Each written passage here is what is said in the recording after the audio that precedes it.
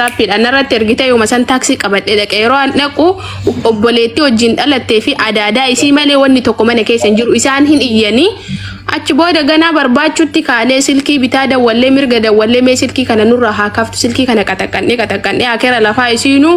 bateet yaa Oromooti yenagaatti an imbaasii deemaa jira jette yeroo isiin imbaasii deemaa jira jettu san nuti yeroo san argee ture beektaa yeroo isiin imbaasii deemu jira jettu san ani immoo kan hin jiru aduma ani yeroo san dalagaa aniyyuu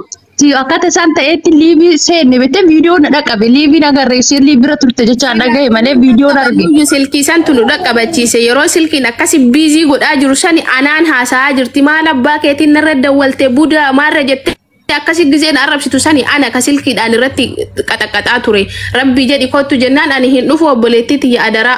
askireenii kenna sadiinu bakka tokkotti awwaalanii jechaa turte dhagaa turtanii ammee deemaa jira naa galchan ennaan ani tikkeetii sii muraan jedheen tikkeetii sii muree biyya si galcha kottu rabbi jedhe ennaan hin galus du'uu barbaada jette achumaan itti dhisne nuti taaksii kenna qabannee odoo isiin hin dhaqin dura achitti enne yoo nu dhufnu taaksiin fide barri imbaasii afoo gadi lafaan dhee isiin hin gangalatti kabiyya biraa dhiisa ummannumti imbaasii kan maal aziru ummanni diqaalaan kotonni maqaa Oromootiin imbaasii as keessatti taa'eetiin hin damooza mootummaarraa nyaatu jechuu irraa achi siqaniit intalti tun bineessaa miti xalaataa miti afaan Oromoo dubbatti akkasuma afaan biyya isaanii dubbatti achirraa siqanii maal jedha minoo naanoo innaan teessoo zamarnaachuu minoo naanoo mindinne onechuu nun jedhan ganaa jechuudha. Rabbi qomteetiin baasii keessa guute maal taate?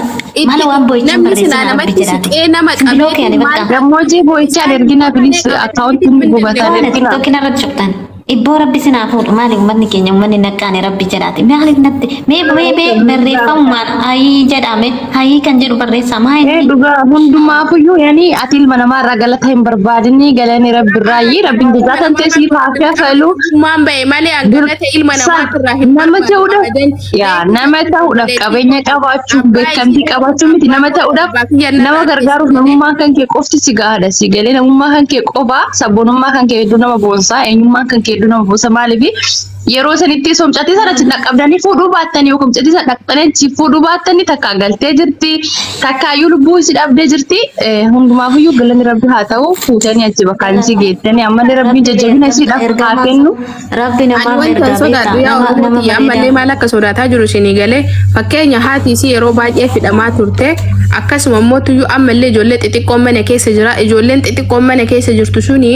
manatti itti oggoramee hatta reeffi abbaa isiitu bahee awwaalamu hin dandeenye jechuudha si galee ijoolleen lamaan as jirtu immoo mataan isaanii sirrii miti yeroo isaan gaggabanii ati bishaan afaanii qicuuf burcuqqoo ittiin deemte jechuudha ilkaaniin burcuqqoo afaan keessatti uf daakan okay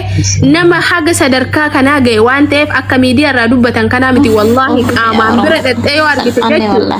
lubbuu kan kee uffannisiise godha guyyaa adii kanaan deemi uffannisiise godha jara ijoollee sanniyyuu argite jechuudha baay'ee waan garaa nama gubuudha akkasii wanti amma nama barbaachisu asirraa sababa isaaniitiin haasa'uu osoo hin taane akkuma duratti zaaraan jette walii gallee waan danda'amuun bira dhaabanne fakkeenya ijoolleen tun biyyatti galtuun qabdu osoo amma mallaqa guurree waan biyyatti galchina jennuuti isaanuyyuu bakkuma abbaatan ajjeesan finfinneetti illee yookaan immoo magaalaa biraatitti mana kireessinee fi yoo maatumishii sana achi baasan malee lafallee gurguratanii abbaan obboleettii xiyya bar biyya san keessatti abbaati.